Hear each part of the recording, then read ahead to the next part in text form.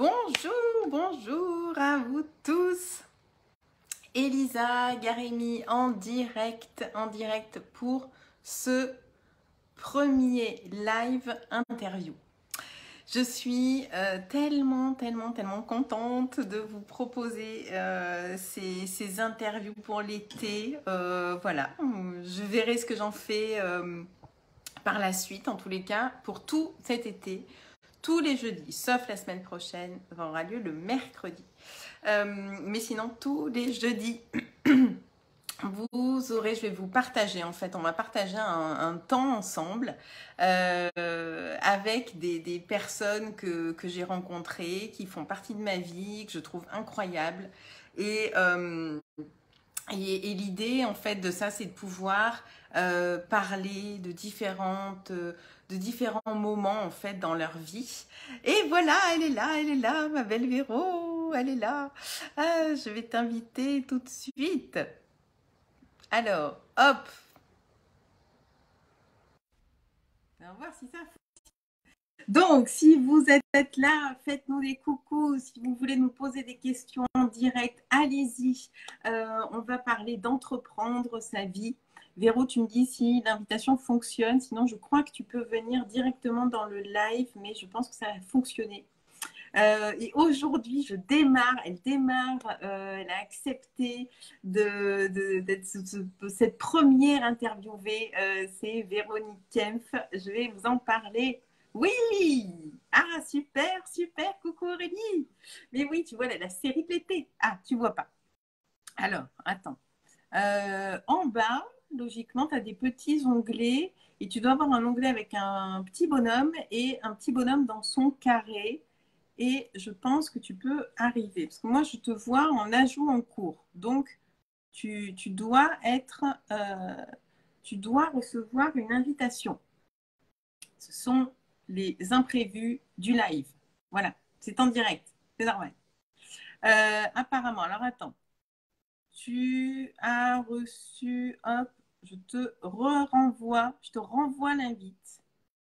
Et sinon, toi, tu dois pouvoir venir demander à assister au live. Je te renvoie l'invite.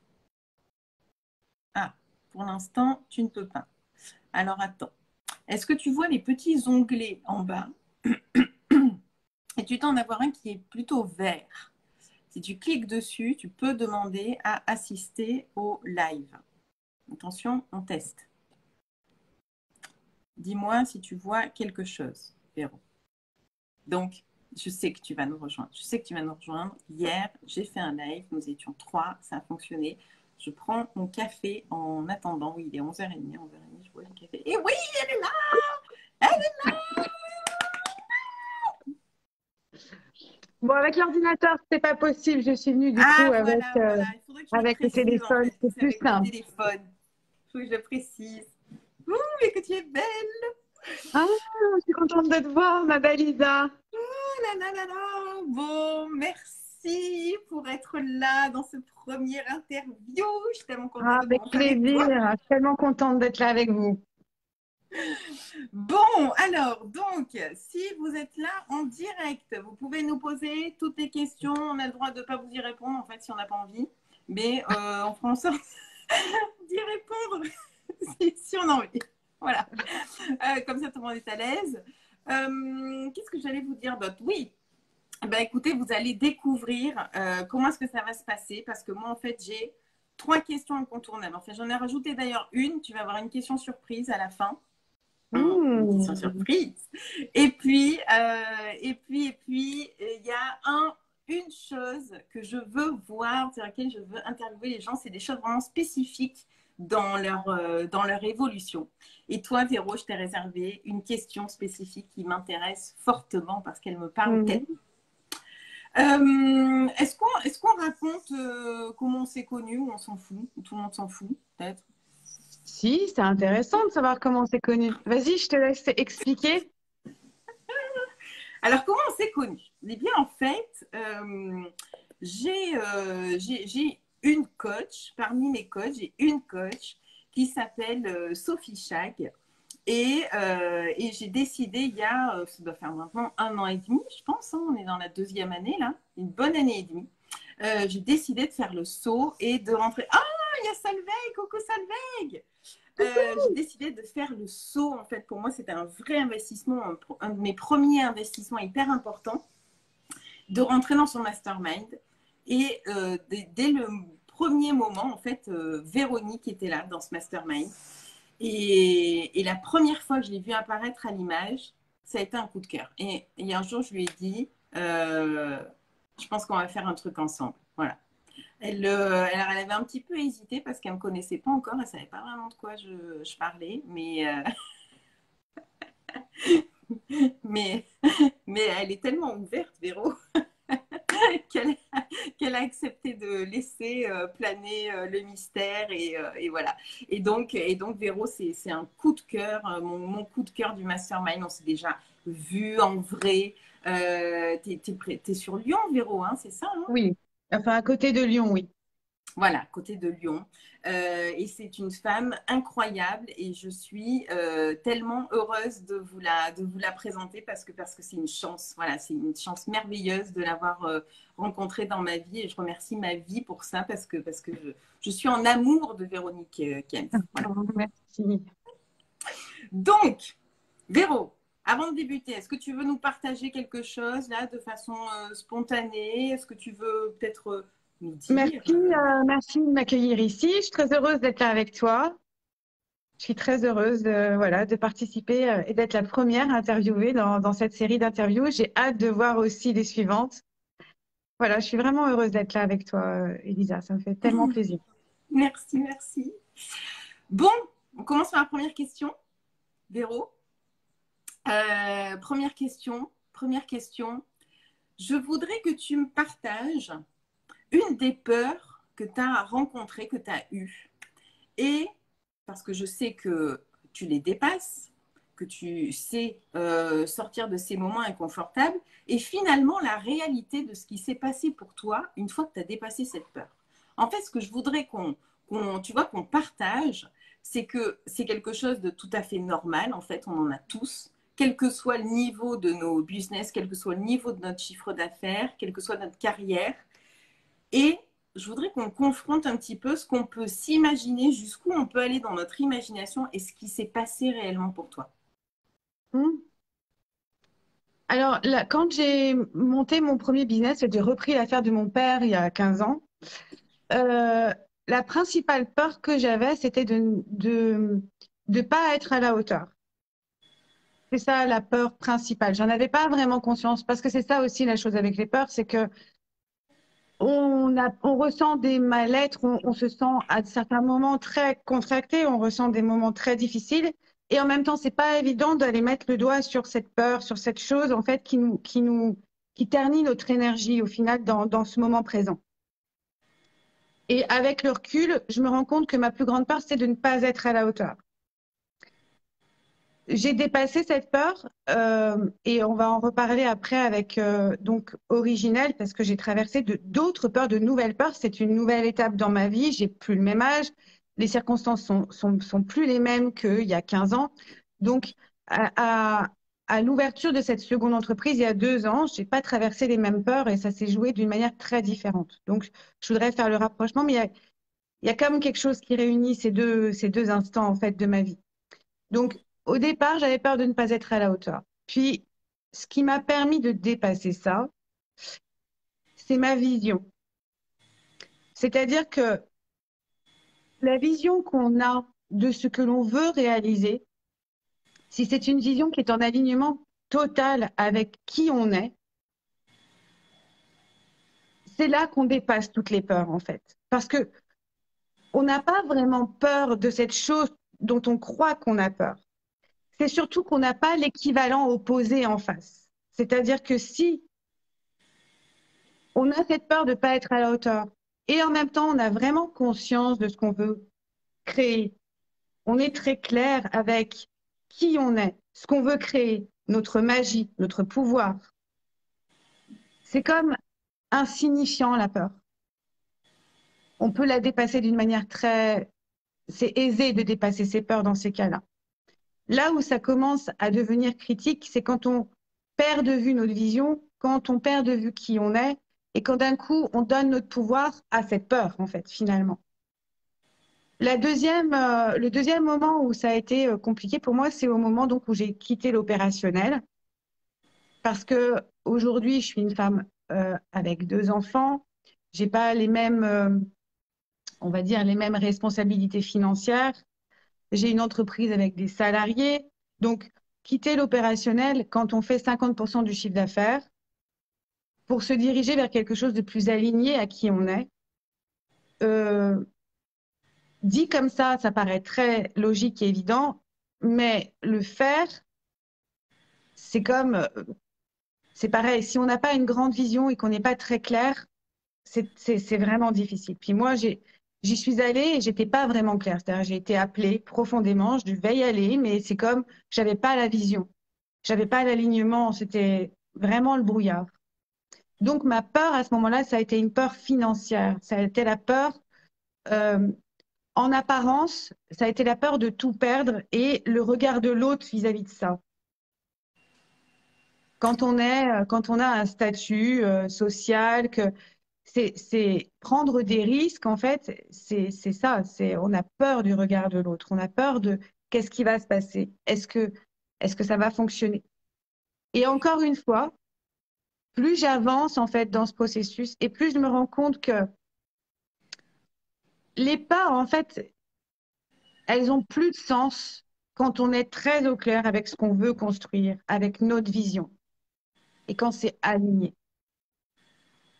Puis, ce que j'ai constaté beaucoup, en fait, dans ce parcours, c'est qu'on a tendance à voir petit.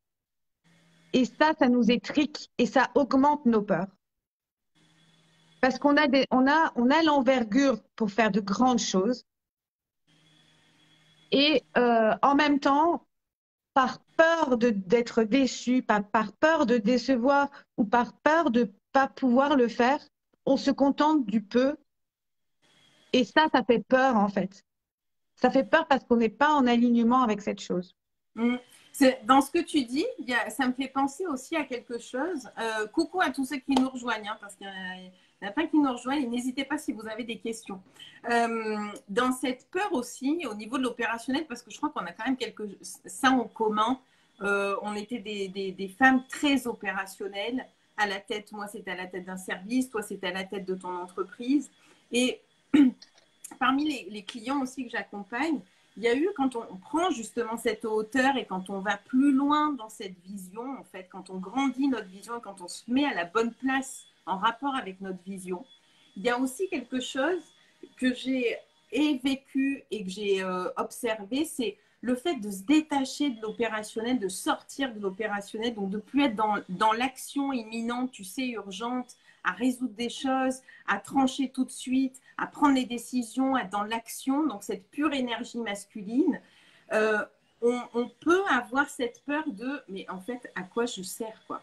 À quoi je vais servir si je suis plus là-dedans? Si je suis plus les mains dans le cambouis, si mes journées sont pas, tu sais, comme cette boulimie d'action, de toujours faire des choses. Et finalement, quand on part plus haut, quand on arrête de jouer petit, comme tu dis, on en vient aussi à vivre des moments où on a besoin de temps de réflexion, où on a besoin de se reconnecter à soi, parce que se connecter, rester connecté à sa vision, c'est quand même putain de challengeant, hein. C'est-à-dire que parfois, quand on perd la connexion, je sais pas toi, hein, mais parfois tu dis, mais attends, je fais quoi en fait? C'est quoi mon truc? Donc, je ne sais pas si toi aussi Ouais. tu l'as vécu, cette peur, tu vois, en prenant cette hauteur, c'est aussi de changer notre quotidien et de changer notre façon de vivre, en fait, de transformer notre énergie. C'est ce que j'ai vécu et c'est ce que vivent en fait mes clients. Parce que le premier travail qu'on fait, en fait, c'est celui-là. C'est de dégager l'espace. Parce que quand on est dirigeant, on se rend compte que on fait beaucoup de choses qu'on n'a pas besoin de faire. Et en vrai, ce qui se passe, c'est qu'on remplit l'espace parce que ça nous sécurise d'être dans l'action. Parce qu'on ne sait pas être, en fait. On ne sait plus être. Puis, et là, on va rentrer dans l'énergétique, mais en vrai, c'est essentiel de savoir être parce que c'est à travers l'énergie féminine qu'on va ouvrir les portes de notre énergie, qu'on va pouvoir recevoir. Et le dirigeant, son job, c'est vraiment ça. C'est d'avoir la vision et d'être dans un état de réception et de don. Et donc, de rentrer dans davantage d'énergie féminine. Et c'est quoi? C'est être, savoir être. Et c'est tellement nébuleux pour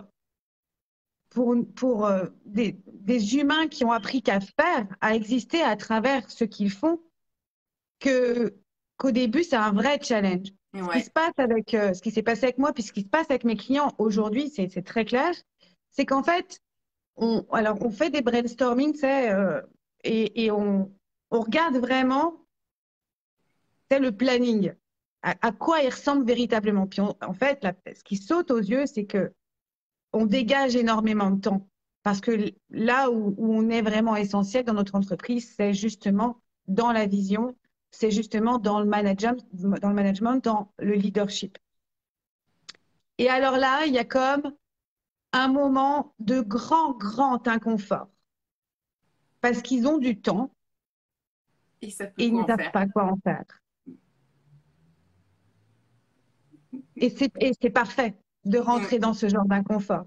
mm. Parce que c'est ça qui va nous amener à, à, à vivre, à être, à rentrer dans cette énergie féminine enfin, c'est nécessaire d'en passer par là. Donc, en gros, finalement, l'inconfort, c'est toujours, toujours le moyen de passer au niveau suivant. Et tu parlais de perdre la vision. J'ai perdu ma vision la semaine dernière, pendant 4 jours, j'ai été dans le brouillard total. Je fais un live par rapport à ça. Et en fait, c'est toujours un moment pour réajuster et grandir encore plus. Tu vois, j'en suis sortie avec comme une vision encore tellement plus grande. Donc, ce que je comprends, c'est que, et à chaque fois, on se fait prendre par surprise, par l'inconfort, puis donc d'un coup, on est là comme, il faut gérer ça, mais à chaque fois que j'en ressors, je me dis, ben oui, c'était le bon truc, quoi. Merci l'univers, merci pour Bon, ça. tu sais, ce qui m'a aidé, moi, c'est que je vais avoir des nouvelles lunettes. Je n'avais pas de lunettes. Et je pense que c'est aussi ça qui a fait que j'ai un peu pris de distance avec ma vision. Je ne voyais plus très, très bien. Mais ouais, c'est inconfortable et c'est tellement beau là. En plus, là, dans nos derniers échanges, oh, j'étais tellement contente de t'avoir parce que je sais que on arrête de jouer petit, quoi. Mm, Ça suffit avec ça.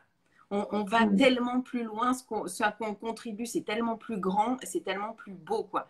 Coucou à tous ceux qui nous rejoignent. N'hésitez pas si vous avez des questions.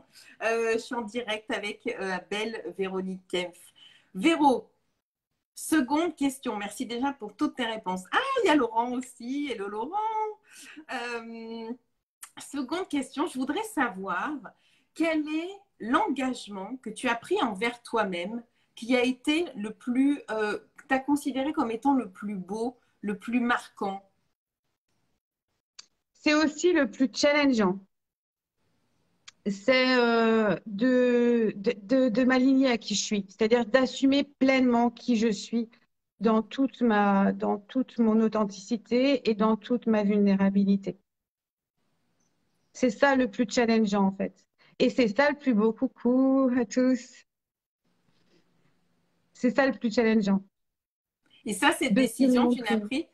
Mais c'est quoi cette coiffure de déesse Carosette, tu parles de qui? Tu parles de Véro ou de moi? C'est ma nouvelle coiffure. Mais Véro, c'est une déesse. Et ben oui, mais envoyez-nous des cœurs, on aime vos Hmm. cœurs. Coucou à tous. Quand est-ce qu'il y a combien de temps tu as pris cette décision, que tu as pris cet engagement? Est-ce que tu te souviens le moment où tu l'as pris, cet engagement, où tu l'as ressenti? En vérité, je crois qu'on cherche tous, tout le temps, à rentrer dans plus d'authenticité, à être plus nous-mêmes. Le moment vraiment marquant, c'est quand on le fait en conscience. Et je crois que cette décision, je l'ai prise plusieurs fois et je l'ai oubliée plusieurs fois. Mais là où ça a vraiment été très marquant, c'est quand je suis sortie de l'opérationnel. Parce que quand je suis sortie de l'opérationnel, pour vous expliquer comment ça s'est passé, je faisais donc 50% du chiffre d'affaires de mon entreprise. J'ai une équipe de 10 personnes. euh, donc avec un certain nombre de responsabilités. Puis j'avais quand même préparé le terrain parce que je savais que je voulais prendre du recul et davantage avec mes enfants, mais c'était comme quelque chose de très lointain, quoi. J'arrivais pas vraiment à, à, à me dire que ça allait se faire. Et puis j'ai eu une prise de conscience et en fait ça a été du jour au lendemain. Du jour au lendemain, j'ai dit, bah, je ne viendrai pas demain. Mais cette décision, ça a été cette décision-là de dire, OK, je décide maintenant de m'aligner à qui je suis. Ce que je vis aujourd'hui, ça ne me correspond plus. Ça fonctionne pas pour moi. Je suis pas heureuse comme ça. Puis je peux pas rendre heureux mon équipe. Je peux pas rendre ma famille heureuse. Je peux pas avec mes enfants être pleinement heureuse si je suis pas en alignement avec qui je suis. Puis ce que je fais aujourd'hui, comme ça là, ça va plus avec qui je suis. Donc ça a été une décision qui était très radicale. Et c'est la plus grande décision que j'ai jamais prise de ma vie, la plus inconfortable, la plus flippante, mais c'est aussi la plus belle. Est-ce que tu as ressenti, moi perso, quand ça m'est arrivé, donc j'étais dans ma précédente carrière et c'est comme si j'avais un espèce de message, tu vois, qui revenait de temps en temps. Ça revenait. Et puis au début, je voulais l'étouffer un peu. Je me disais, non, bah, allez, c'est bon, Oui, réajuste tes journées, réajuste ta oui, semaine. Tu vas pouvoir te réadapter, en fait. Je oui, cherchais à chaque fois à me réadapter et à étouffer vraiment ce truc. Et en fait, il y a un moment où le cycle est devenu de plus en plus rapide. C'est-à-dire oui. que ce que je ressentais, ça devenait de plus en plus court. Donc, Mm, j'avais de plus en plus de mal à adapter. Jusqu'au mm, moment où je me suis dit, ben non, en fait, c'est mm, plus possible. C'est plus mm. possible. Est-ce que ça te parle, ça? Est-ce que c'est aussi quelque chose Complètement. un peu lancinant, tu vois? Au début, on se dit, bon, bah, ça vient d'où, ça? Ouais, bon, je vais mettre 2 plantes sur mon bureau, ça ira mieux. Ou, allez, lui, j'ai un petit peu de mal avec lui au quotidien, bon, je vais rajuster, je vais Mm, prendre un petit peu sur moi. Et en fait, tu commences à t'apercevoir que non, tu as posé tes 2 plantes sur ton bureau, ça va toujours pas mieux, que les réunions, voilà, tu t'épanouis pas plus, que le sens, t'as beau t'accrocher, tu le trouves plus vraiment. Et ça revient, et ça revient, et ça revient. Et à un moment donné, c'est bim, quoi. En fait, c'est non. C'est que c'est autre chose. C'est que c'est mm. autre chose de beaucoup plus profond, en fait, en moi. Si je dois être tout à fait honnête, moi j'ai vécu ça depuis le tout début, hein, depuis que j'ai repris au tout début, hein. J'avais déjà des questions existentielles au moment où j'ai repris l'affaire de mon papa, hein. Déjà à ce moment-là, je me disais, mais pourquoi tu fais ça? Pourquoi? Est-ce que c'est ça? Est-ce que ça peut être ça, ta chose? Est-ce que c'est là-dedans que tu vas t'épanouir? Tu vois, et encore, euh, aujourd'hui, je sais ce qui m'a maintenu 15 ans, mais tu vois, je me suis longtemps dit, mais qu'est-ce qui me retient là?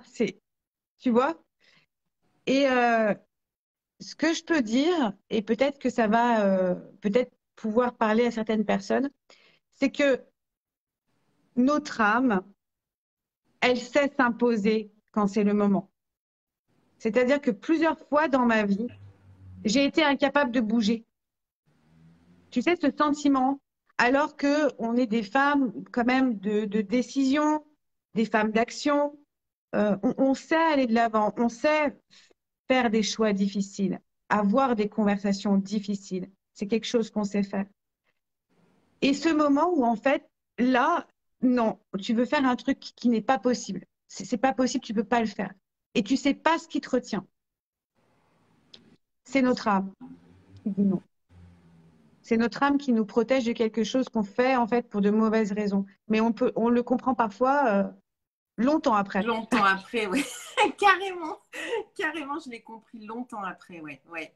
Et c'est des moments qui sont, moi, que j'ai trouvé très inconfortables parce qu'effectivement, on est, euh, on a ce côté-là où on est programmé, on sait réaliser les choses, on sait les acter, on sait trancher. Et là, en fait, c'est quelque chose qui nous dépasse parce qu'on n'arrive pas à comprendre, on ne fait pas le lien. Et en fait, moi, ce que j'ai ressenti, c'est que je ne faisais pas le lien parce que c'était quelque chose de profond dans lequel je n'étais pas habituée, en fait, à jouer. Je n'avais pas ces outils-là, je n'avais pas ces clés. Et j'essayais de chercher dans la matière vraiment des réponses. Et en fait, c'est comme si je me plantais, j'ai pas pris la bonne carte, quoi. J'ai pas pris la bonne route. Mm. L'ancienne méthode ne fonctionnait plus, en fait, dans ces questions-là. Ouh, bon, ben, vous nous dites si ça vous parle aussi. Hein. Dites-nous, parce que je pense que ça parle à certains là qui sont connectés d'ailleurs. Troisième question, Véro. Je voudrais savoir quel est ton prochain niveau? Vers quoi tu t'en vas? Vous avez vu, mes questions elles sont hyper larges. Vers quoi je m'en vais? En fait, dans la vision, pour moi, la vision, c'est comme une respiration. Il y a toujours cette idée de donner et de recevoir, de va-et-vient dans tout ce qu'on fait. Puis la vision, pour moi, c'est vraiment deux choses. Il y a ce que je veux pour ma vie, ce que je veux pour ma famille, ce que je veux pour mon lifestyle, ce que je veux pour moi et les miens, puis pour ma vie, quoi. Les expériences que je vais vivre dans ma vie. Et il y a ce que je veux pour le monde, ma vision dans mon entreprise. Qu'est-ce que je vois euh, ma plus grande vision pour mon business, pour Originel, ma plus grande vision pour Bonnie et Fille. Qu'est-ce que c'est ma plus grande vision? C'est ça que tu veux savoir? C'est quoi mon niveau suivant? C'est pas une question facile que tu me poses. Ouais, mais c'est parce que je sais que tu vas y répondre. Euh, quand j'ai commencé Originel, j'avais une vision pour les femmes. J'ai réalisé qu'en fait, parce que ce monde paraît tellement défavorable pour les femmes. Tu sais, moi, j'ai évolué dans un milieu en plus très masculin.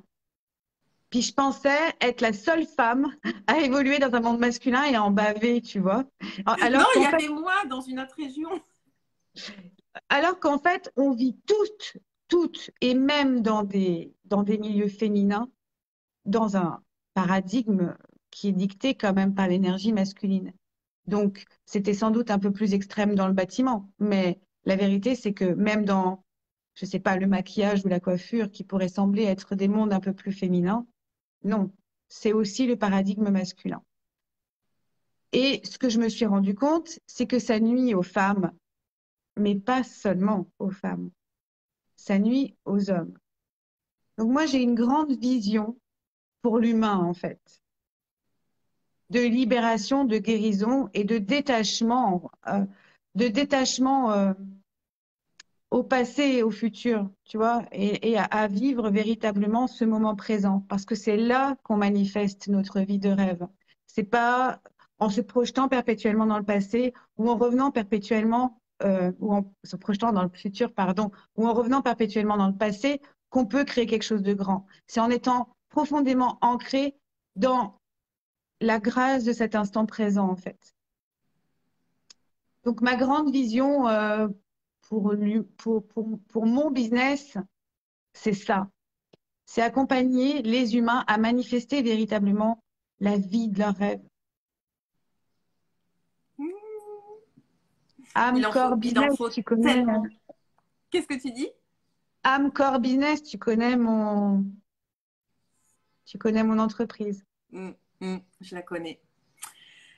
Euh, Ce que je voudrais savoir maintenant, c'est que tu me partages, parce que c'est quelque chose moi, qui a énormément résonné dans tous nos partages en mastermind là-dessus et dans la façon dont moi aussi j'ai évolué. Et ce que je disais, c'est que j'étais cette femme sans forcément le vouloir, mais en fait, c'est un peu la posture que j'ai prise comme ça parce que ma première entreprise, c'était.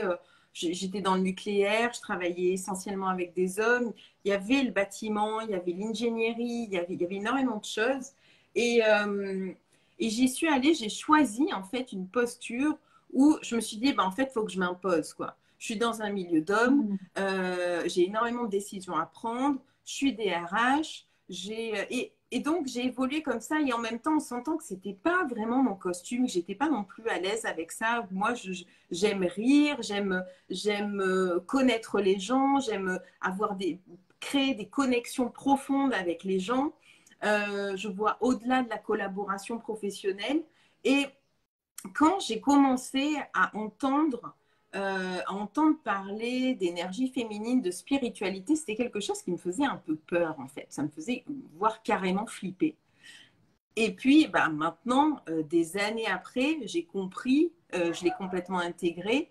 Et je voudrais avoir, toi, ton évolution justement là-dedans. Parce que tu étais aussi cette femme de décision, cette femme avec cette force en fait, qui utilisait aussi cette force. Et je sais que tu t'es énormément transformée là-dedans. Alors, j'aimerais savoir comment tu as vécu ce parcours de cette spiritualité, si je peux l'appeler comme ça. En fait, dans les coulisses, le principal de mon travail, c'est ça, c'est un travail spirituel, hein, vraiment profond. Euh, à vrai dire, c'est un chemin qui m'appelle depuis déjà longtemps, parce que je suis pas baptisée, et pendant toute mon adolescence, je me rappelle avoir beaucoup lu, m'être beaucoup intéressée à la spiritualité, enfin, j'essayais de comprendre, puis je parvenais pas en fait. J'ai pas à ce moment-là reçu, on va dire, les informations qui pouvaient m'aider à me déployer. Et à vrai dire, les questionnements que j'avais, dont je te parlais au tout début de mon business il y a 15 ans, c'était ça, c'était d'ordre spirituel. Je comprenais pas le sens de tout ça. Et, et ce qui me retenait, ce qui a fait que je me suis épanouie quand même, c'est vraiment les relations humaines. C'était un métier avec beaucoup de relations humaines et j'avais du contact humain authentique. Et c'est ça qui m'a nourrie pendant toutes ces années. Par rapport à ce qu'est de l'énergie féminine, au départ, ça a été le chaos pour moi. Pas parce que c'est difficile à vivre, mais parce que le regard des autres m'écrasait totalement. Être une femme dans l'action, qui est forte, qui a du caractère, qui s'impose, c'est tout dans l'énergie masculine là, qui a comme, qui a comme du, comment, je perds à chaque fois ce mot là. Euh, voilà, donc, De la poigne. qui voit des grands. Pardon? De la poigne. Ouais, de la poigne et je perds à chaque fois ce mot, c'est pas grave, peu importe. Et qui d'un coup rentre dans une certaine lenteur. Parce que moi, c'est ce qui s'est passé, j'ai tout arrêté du jour au lendemain, puis ça a été trash. Imagine-toi des journées pleines avec les enfants, les repas, enfin, tu vois tout ce qu'il peut y avoir dans la vie d'une femme chef d'entreprise. Et du jour au lendemain, j'ai tout stoppé. Ça a été vraiment très trash en fait. Donc il y avait un grand moment d'inconfort, puis euh, en fait, c'est le temps d'apprendre à être et à comprendre ce que ça veut dire.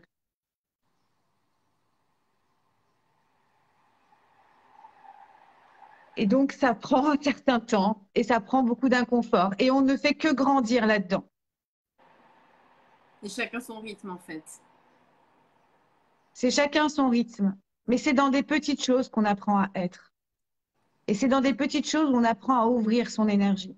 Je te donne un exemple, Elisa, que j'ai pas partagé encore dans notre mastermind, je crois. Ah, Mais c'est une news en direct. non, c'est une toute petite chose. C'est une toute petite chose, mais qui est très représentative de l'énergie féminine et de recevoir et de donner.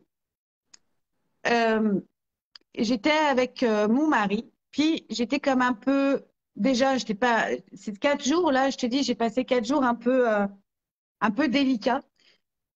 Donc, puis j'étais un peu fâchée comme on peut être fâchée, nous les femmes, parce que quelque chose ne se passe pas exactement comme on a envie que ça se passe, parce que c'est pas exactement en Je vois pas alignement ce que avec tu son veux nom. dire. Tu vois pas? Non. Je vois, je sais, t'es une vraie déesse, tu peux pas savoir, mais je suis sûre que d'autres vont comprendre.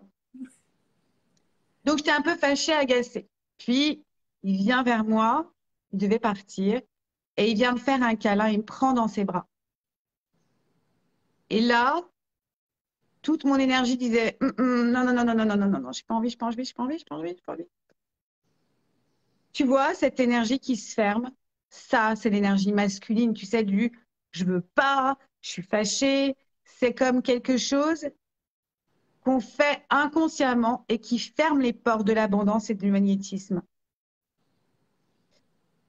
Et en fait, je me suis laissée être à ce moment-là, je me suis reprise et j'ai lâché prise là-dessus. Et j'ai accepté de lui donner cet amour à ce moment-là. Tu vois, juste dire, mais je l'aime en fait. Donc, je laisse passer ça. Ça a pas d'importance. J'ai le droit d'être fâchée. Puis, je peux aussi lui donner de l'amour. Je peux me laisser prendre dans ses bras. Je peux faire ça tout tout en acceptant aussi mes émotions qui sont pas des émotions forcément positives, mais je pourrais les traiter après. Hmm. Et tu vois, c'est ça, être. Ouais. Notre grande force à nous, les femmes, c'est notre magnétisme. Et notre magnétisme, il passe par cette énergie féminine. Et on le bloque à chaque fois qu'on refuse de donner ou de recevoir parce qu'on est fâché, parce que ça se passe pas comme on veut, mais on a le droit de ressentir ces émotions. Mais en fait, on doit comprendre qu'on peut ressentir ça et qu'on peut continuer à donner de l'amour, qu'on peut ressentir ça et qu'on peut continuer à recevoir de l'amour. Hmm.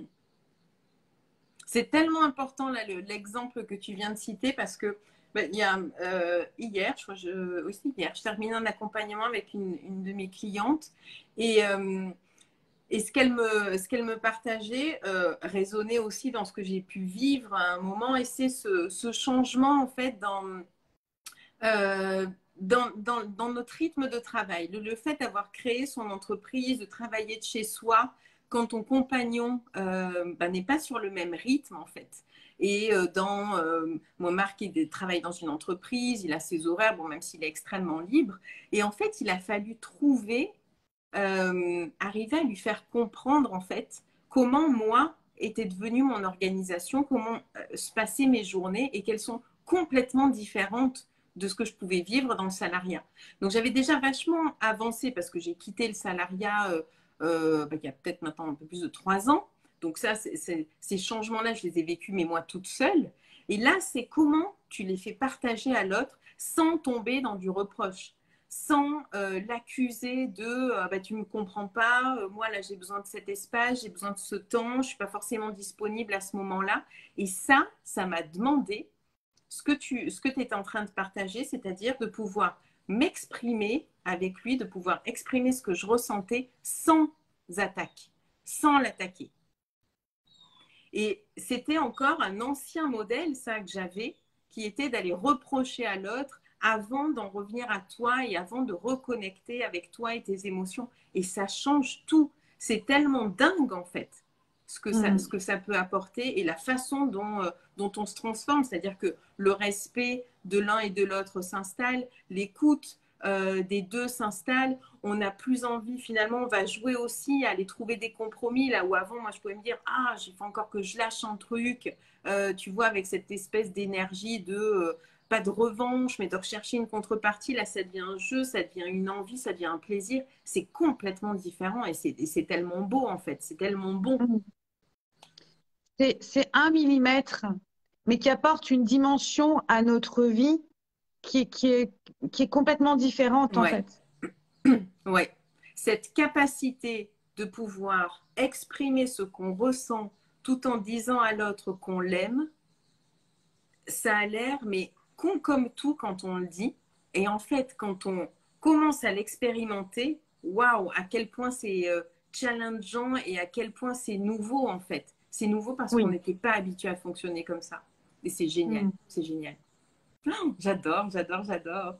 Ah, merci beaucoup. Je vais terminer avec une dernière question en fait. Parce que moi, tu sais, ma vision, j'ai une vision, pour moi, c'est le leadership, c'est entreprendre sa vie et euh, c'est rebattre les cartes en fait de cette ancienne vision du leadership que l'on a où justement on Mm. utilisait la force, on utilisait le combat et pour moi le leadership c'est tellement plus grand, c'est être soi dans ce qu'on vit, dans ce qu'on entreprend et pouvoir transmettre en fait cette vision-là et la faire rejaillir auprès de toutes les personnes qui nous accompagnent. Et en fait, notre place, elle est tellement plus grande parce que notre Mm. impact, ça va aller résonner chez un, puis chez l'autre, puis chez l'autre. C'est pareil dans nos équipes, c'est pareil les gens avec lesquels on collabore, avec nos clients. Bon, bref, je voudrais savoir, toi, ce que c'est pour toi, en fait, le leadership. En quoi ça résonne pour toi? Mais c'est très lié en fait à ce qu'on disait juste avant. Le leadership, pour moi, c'est vraiment rien, ça n'a rien à voir avec la 3D et l'ancien paradigme et ce qu'on connaît du leadership. D'ailleurs, j'avais du mal avant à utiliser ce mot leadership, tant il a une couleur euh, euh, yang. Et, euh, et ça me gênait de l'utiliser et qu'il soit perçu comme très yang. Mais pour moi, le leadership, c'est en fait un peu l'opposé de ce que croit on va dire, ce qu'on peut croire dans la 3D. C'est la douceur, la certitude, euh, l'amour inconditionnel. C'est un leader, c'est avant tout quelqu'un qui gère ses émotions. C'est quelqu'un qui dit les vraies choses. Et tu sais, on n'en parle pas assez, ça. C'est de dire les vraies choses. Si on s'habituait tous à dire les vraies choses qu'on a sur le cœur. Tu parlais tout à l'heure d'attaques, de reproches. Quand on prend le sas de décompression nécessaire à dire les vraies choses, qu'on prend le temps de ça, de réfléchir, OK, mais c'est quoi vraiment que j'aurais envie de lui dire maintenant? Et qu'on rentre dans cette dimension, il n'y a plus aucune de nos relations qui peut avoir la même couleur qu'avant. Ça change tout au complet. C'est comme un millimètre qui change tout au complet. Le leadership, c'est ça. C'est le millimètre qui change tout au complet. Le leadership, c'est être aligné sur sa vision, être aligné sur qui on est. C'est prendre soin de son énergie, avoir une si belle énergie. Le leadership, c'est donner de l'amour, en fait. C'est être une lumière pour ce monde. Être une lumière pour ce monde. Voilà, je vais rester là-dessus. Bon, on va rester là-dessus. Alors, j'adore, j'adore. Ouais, c'est aller partager, c'est oser partager cette vulnérabilité et c'est retrouver son naturel. Enfin, tu vois, je trouve que en fait, on gagne tellement à aller se reconnecter à notre nature même, à ce leadership écologique, parce que tout devient beaucoup plus simple, tout devient tellement simple. Et effectivement, avec ce millimètre-là, oh, mais comme les relations ont une autre dimension, comme c'est tellement plus beau, tellement plus beau. Tu vois, j'aurais pas pensé, quand je suis rentrée dans le mastermind de Sophie, de pouvoir vivre aussi intensément des relations avec des gens que je n'avais jamais vus, en fait, jamais rencontrés. Et c'est quelque chose d'inexplicable. Enfin, si, en fait, c'est très facilement explicable finalement. C'est parce qu'on y va tellement en étant soi, en livrant toutes nos pensées, nos peurs, nos doutes, nos questionnements, etc., sans filtre, que je ne sais plus si tu te souviens, la fois où on s'est retrouvés en juillet, on s'était toujours vu qu'en visio, pendant un an presque en visio. Et quand on s'est vu, quand on a passé ce temps-là, mais c'est comme si on se connaissait depuis 15 ans, quoi. Même plus. Mmh. C'est même au-delà de se connaître depuis 15 ans. C'est un Mmh. autre niveau de relation et de profondeur de relation. C'est Et des connexions d'âme. C'est ouais, des connexions d'âme. ouais. Et c'est ça, c'est magnifique en fait. Mm, mm. Et là, on peut vraiment se rendre compte quand on se voit en vrai. Bon, ben on Parce se voit que quand la prochaine fois? très vite, je vais venir te voir. Je vais venir te voir. Ou tu vas venir me voir. Mais oui, à Lyon, nous allons venir. Bon, ben écoute Véro, est-ce que tu veux nous dire une dernière chose avant qu'on se quitte? Mais tu parlais du mastermind et peut-être parler un peu de mastermind parce que je ne crois pas que dans la francophonie, le mastermind soit quelque chose. Moi, j'ai beaucoup de mes clients qui viennent me voir en individuel. Et j'aime cette relation sacrée qu'on a en individuel. Elle est vraiment hors norme. Il y a comme quelque chose qui se crée de vraiment. Tu sais, les clients en individuel, on devient vraiment, il y a une connexion profonde d'âme. Ah, mais j'adore ça. Mais je voudrais dire quand même que le mastermind, c'est un espace qui nous fait grandir en nous bottant le cul quand même. beaucoup plus qu'en En individuel. individuel, ouais. On est plus challengé, on est plus sortir de notre zone de confort. Et je dirais que on devrait être aux deux, parce que la relation qu'on a en individuel, elle n'a pas le pouvoir de nous sortir de notre zone de confort comme celle qu'on a en mastermind. Mm. Je suis complètement d'accord avec toi. Et tu vois d'ailleurs, moi, j'adore les one-to-one, j'adore cette relation-là avec les clients. Et quand j'ai créé le cercle, où je fais un mastermind une fois par mois, aujourd'hui c'est comme ça que ça fonctionne, je l'ai intégré du coup au one-to-one. Parce que, alors après, elles choisissent, soit j'ai des gens qui prennent que des Oui, one-to-one, soit tu vois qui rentrent dans le cercle. Mais en tous les cas, les gens one-to-one ont cette possibilité-là de venir vivre du mastermind s'ils veulent le vivre.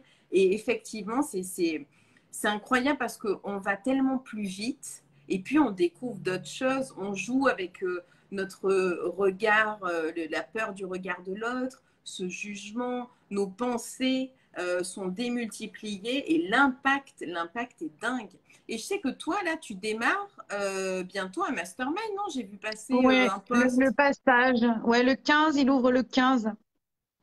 Merci de le préciser. Le passage. Et c'est justement, on réunit tout ce qu'on a dit, tu vois, ici. C'est le passage de l'énergie masculine à cet équilibre énergétique. C'est le passage de cet ancien leadership à ce nouveau leadership. C'est ce passage d'envergure-là qu'on va vivre dans ce mastermind. Ah, c'est Et donc, génial.